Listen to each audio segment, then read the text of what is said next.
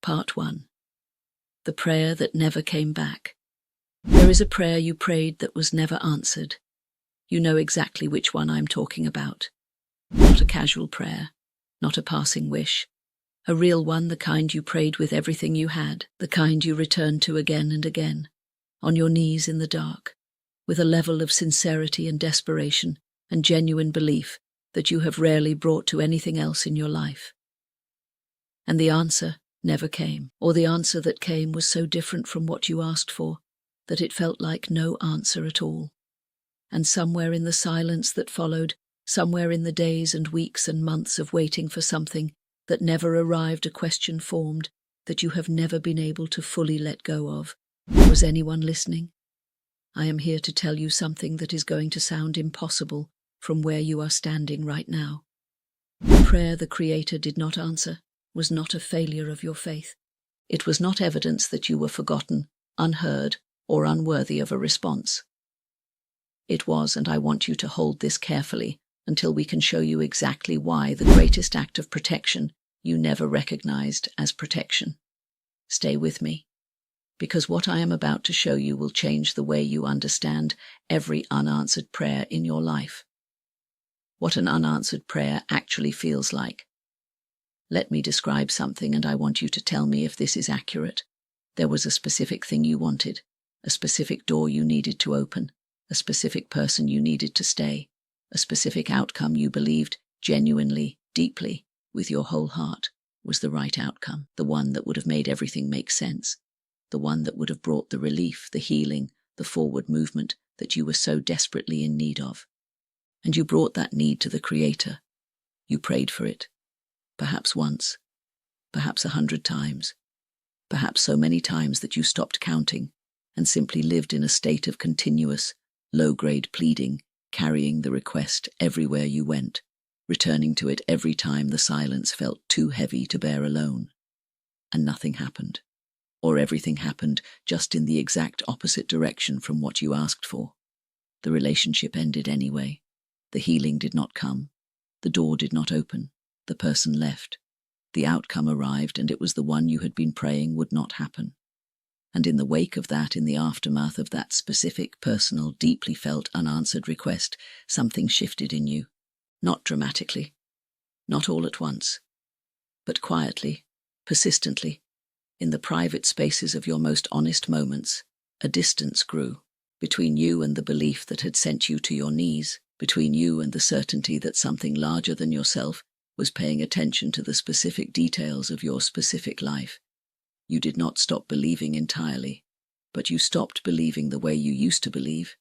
And that shift, that quiet, painful, private withdrawal of the full trust you once had, is the wound that this video was made to address.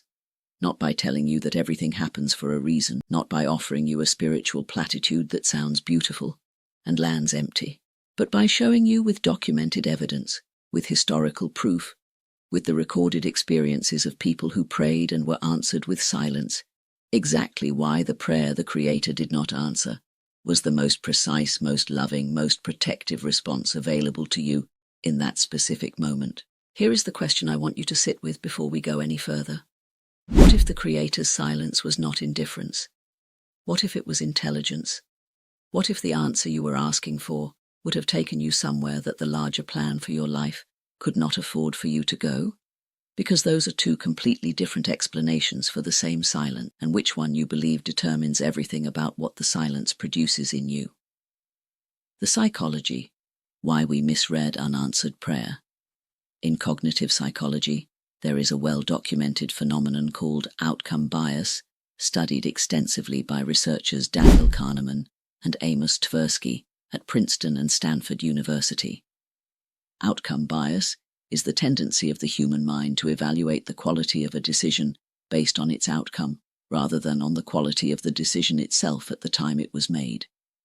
In plain language, we judge whether something was right or wrong based on how it turned out, not based on what was actually known and available at the time. This is precisely what happens when we experience unanswered prayer. We asked for a specific outcome. The outcome did not arrive, and our minds, applying outcome bias, immediately conclude that the request was wrong, the belief was misplaced, or the creator was absent. But here is what outcome bias research consistently reveals. The quality of a response cannot be accurately evaluated at the moment of the response. It can only be accurately evaluated once the full picture is visible. And the full picture, the complete trajectory of what a single unanswered prayer set in motion, redirected or protected you from, is almost never visible at the moment of the silence. It becomes visible later, sometimes much later. And when it does, when you are able to look back from a position of greater distance and see the complete picture of what happened after the prayer was not answered, the silence begins to look different. Not like abandonment, like architecture, not like absence, like precision. Think about one thing in your life right now that you are deeply grateful for. Something real, something that genuinely matters to you. Now trace it backward. I am willing to bet if you trace it all the way back that it exists because of something that did not work out the way you wanted it to. The unanswered prayer that redirected you toward it. The closed door that sent you in the direction where you eventually found it. The silence that felt like abandonment and turned out to be navigation. The historical pattern. Unanswered prayers that changed everything. Let me give you documented historical examples, not to romanticize suffering, but to reveal a pattern. Abraham Lincoln prayed throughout his life for the preservation of his family. He lost his mother at age 9. He lost his son Edward at age 3. He lost his son Willie at age 11, while sitting in the White House during the most crushing period of his presidency. Every prayer for the preservation of the people he loved most was answered with loss. And yet Lincoln himself wrote in his later years that it was precisely those losses, that specific, personal, repeated grief, that had built in him the capacity for empathy, for genuine understanding of human suffering, that made him capable of leading a nation through its most devastating war with his humanity intact. The prayers that were not answered the way he asked did not diminish his life.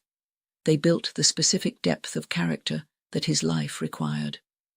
C.S. Lewis, one of the most influential spiritual writers of the 20th century, prayed desperately for the healing of his wife Joy, who was dying of cancer. He prayed with everything he had. The healing did not come. Joy died.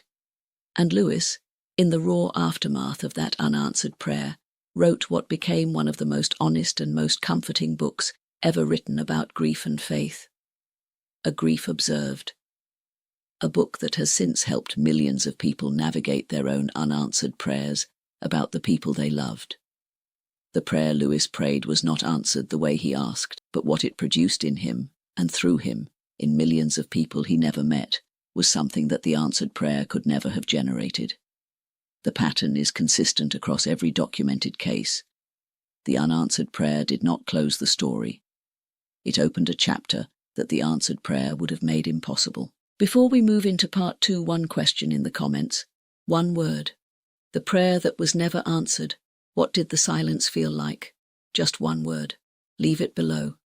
Because there are thousands of people watching this right now, carrying that same silence, and they need to know they are not carrying it alone. Before we enter part 2, I want to speak to you directly for just a moment. Creating this content, the research, the depth, the careful transmission of these truths takes an enormous amount of time and dedication.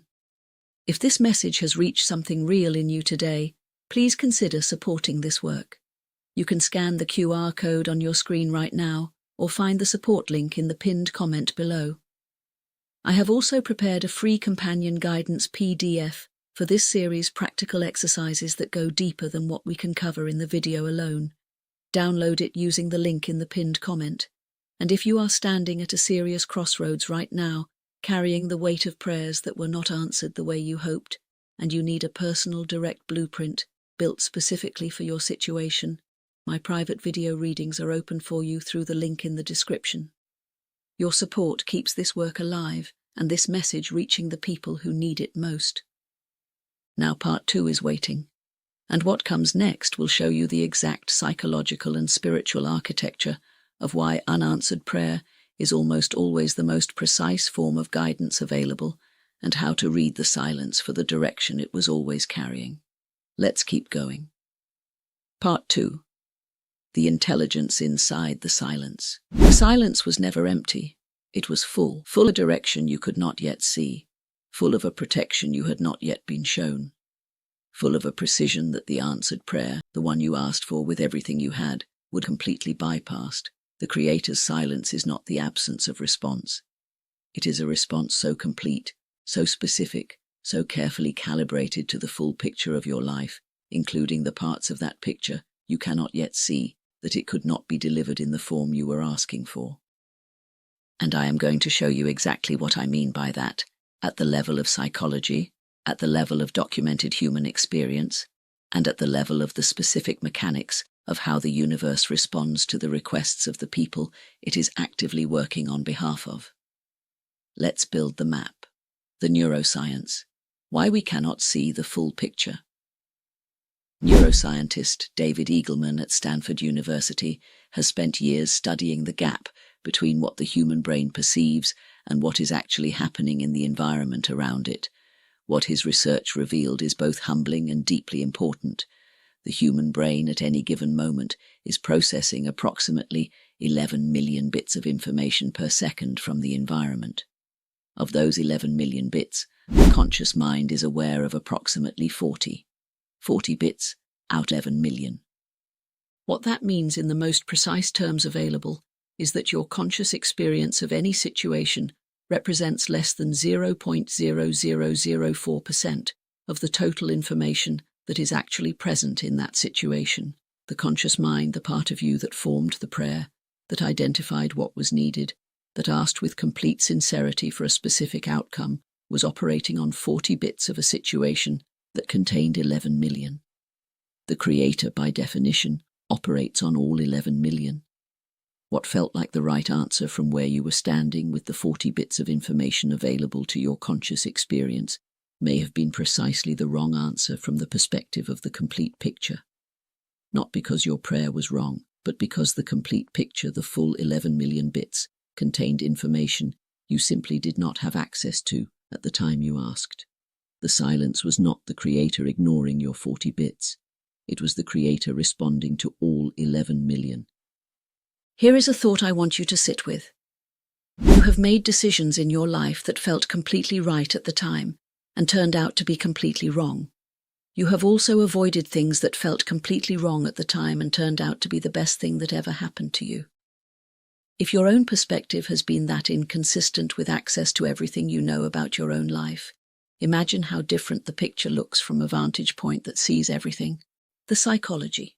3 reasons prayers go unanswered. Psychologist and author Dr. Larry Dossey, who spent decades studying the intersection of consciousness, prayer, and human well-being, identified 3 consistent patterns in the experiences of people who reported significant unanswered prayers and later came to understand what the silence had actually been doing. The first pattern he called premature arrival. The thing that was prayed for was real and right, but the person asking was not yet ready to receive it, hold it, or steward it well. The silence was not a refusal. It was a timing adjustment. The universe was not saying no.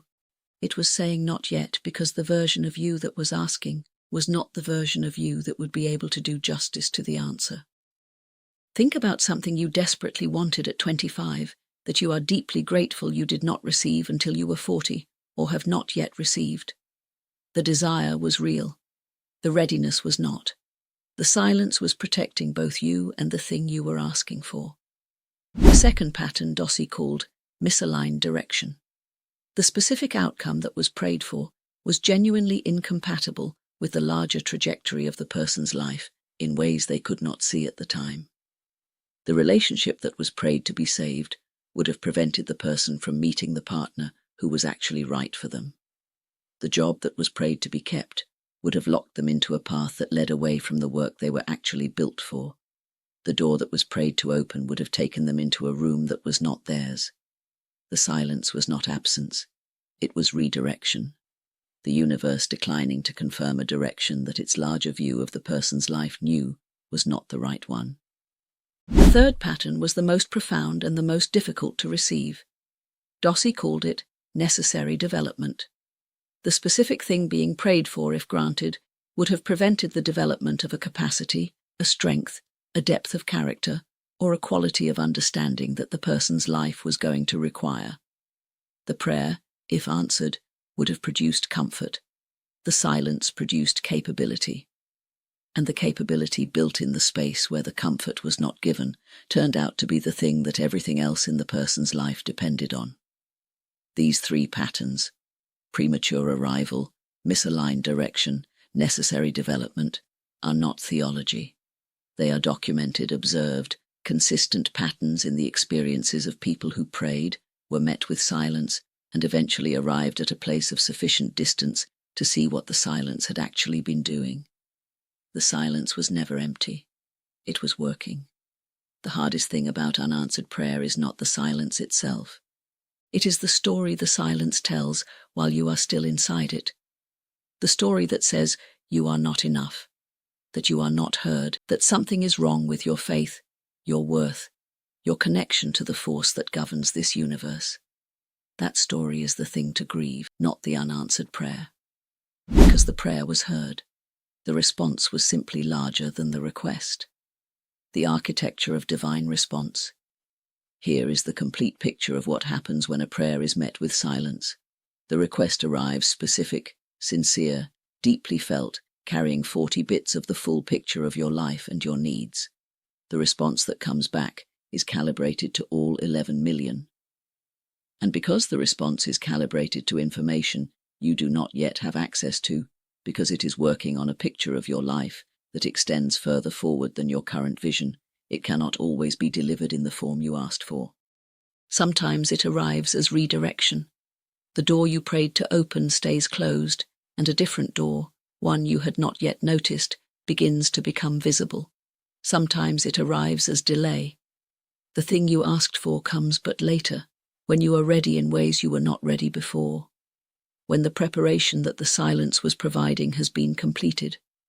Sometimes it arrives as substitution. Not the thing you asked for, but something better. Something more specific to who you actually are and what you are actually for. Something that the limited view from inside your 40 bits of information could not have identified as the right answer, but that the full picture knew was exactly right. And sometimes, not always, but sometimes it arrives as protection from something you did not know you needed protection from. The relationship that was prayed to stay, that would have taken you in a direction, away from your purpose. The outcome that was prayed for, that would have confirmed a story about your life, that was smaller than what your life was actually building toward. The silence was never the final answer. It was the response to a question you had not yet learned to ask. In part 3, the final and most practical part of this series, I am going to give you 3 specific disciplines that will help you read the silence for the direction it is carrying and cooperate with it intentionally rather than simply enduring it. Quick reminder before part 3, the free companion PDF for this series is in the pinned comment below. It contains the written exercises that go with everything we are covering designed, so you can do this work practically, not just listen to it. Download it now so it is ready when we finish. Part 3 is the most powerful part. 3 disciplines. Starting today. Let's finish this. Part 3. How to read the silence. You made it to part 3, and before we begin, I want to acknowledge something that most content on this topic never acknowledges. Unanswered prayer hurt. Not in a small way. In the specific, personal, deeply felt way that only happens when you brought your full sincerity to something, and the response that came back did not match what you asked for. That hurt is real. It deserves to be named. It deserves to be honored, not bypassed, not rushed through, not covered over with spiritual language that sounds true but lands empty. You prayed, you waited, the silence came. And the silence cost you something. I am not going to pretend otherwise. What I am going to do in these final minutes is give you 3 specific disciplines that will help you move from enduring the silence to reading it, from surviving the unanswered prayer to extracting from it the direction it was always carrying, because the silence was never empty. And part 3 is going to show you exactly how to hear what it was saying all along. Discipline 1, the Redirection Map. The first discipline is called the Redirection Map, and it begins with an exercise that most people find surprisingly powerful the first time they do it. You take a piece of paper and you write down the 3 most significant unanswered prayers of your life. Not casual requests, the real ones. The ones you brought with genuine sincerity and desperation. The ones where the silence that followed left a mark. Write them down. Give each one a number.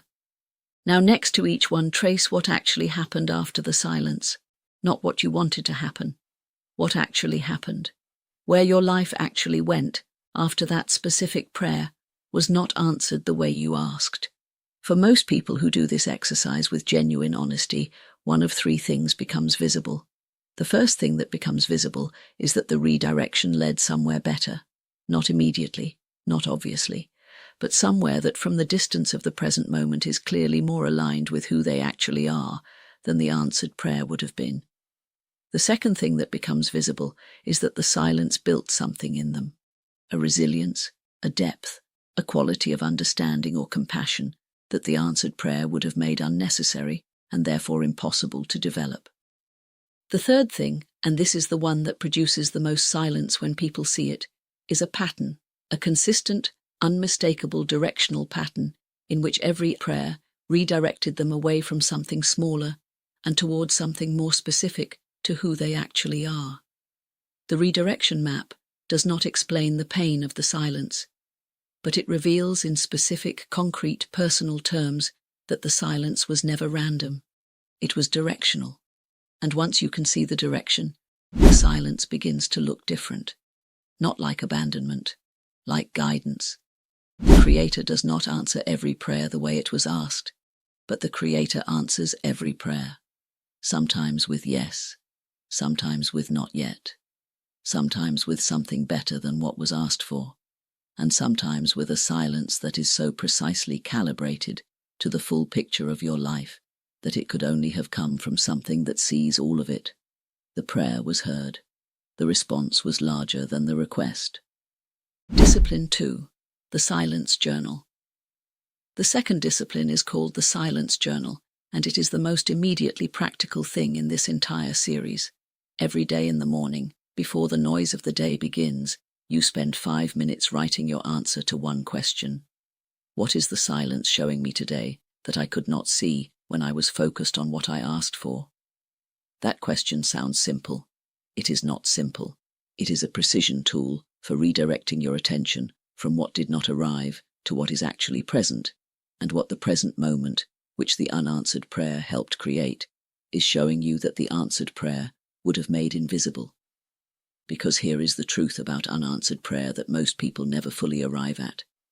The silence creates a space, and in that space, in the gap between what you asked for and what arrived, something begins to grow that could not have grown in the crowded, comfortable certainty of the answered prayer.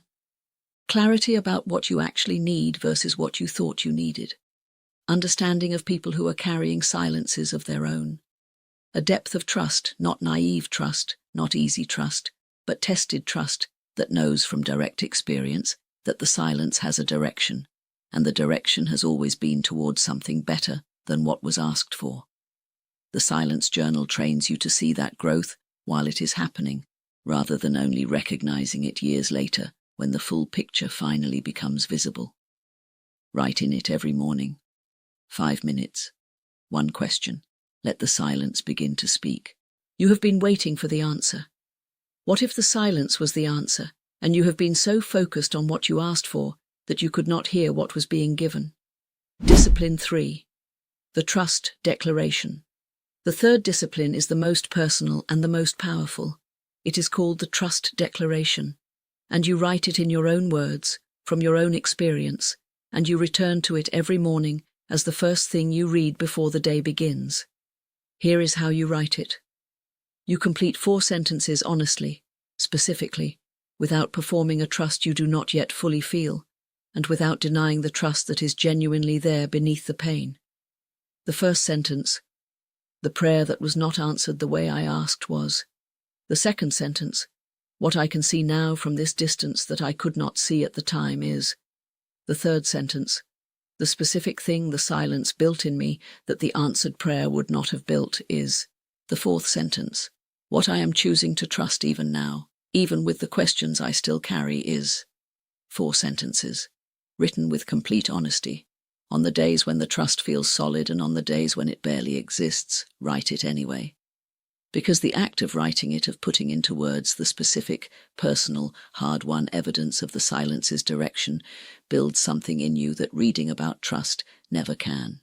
It builds a record, a document that proves in your own words, days when the evidence was hardest to find, that the silence was never empty, that it was always carrying something, that the prayer the Creator did not answer was not a failure of your faith. It was the beginning of a chapter that the answered prayer would have made impossible to write. Before I close this series, I want to say one thing directly. I do not know which prayer you brought with everything you had that was met with silence. I do not know what the silence cost you, or how long you have been carrying it. I do not know whether the distance between what you asked for and what arrived has begun to make sense yet, or whether you are still inside the silence, still waiting, still carrying the weight of a question that has not yet fully revealed its answer. What I do know from psychology, from neuroscience, from the documented experiences of every human being who has ever prayed with their whole heart and been met with quiet is this: the silence was not the final word. It was the space in which the real answer was being prepared, and the real answer calibrated to the full picture of your life, to the person you are still in the process of becoming, to the purpose that your specific combination of experiences and losses and survivals is building you toward, is worth the wait. Keep bringing your prayers. Keep trusting the silence. The response is larger than the request, and it is already on its way. If this series reached something real in you, if it gave a name to a silence you have been carrying, do one thing. Think of one person in your life right now who is carrying an unanswered prayer and has started to believe it means they are forgotten. Send them this, not for the channel, for them, because the right words at the right moment do not just comfort a person, they redirect them toward the trust they had almost given up on. The free companion, PDF with all the written exercises for this series, is in the pinned comment below. Download it. The work continues there. Subscribe, because the next chapter goes even deeper. I will see you in the next one.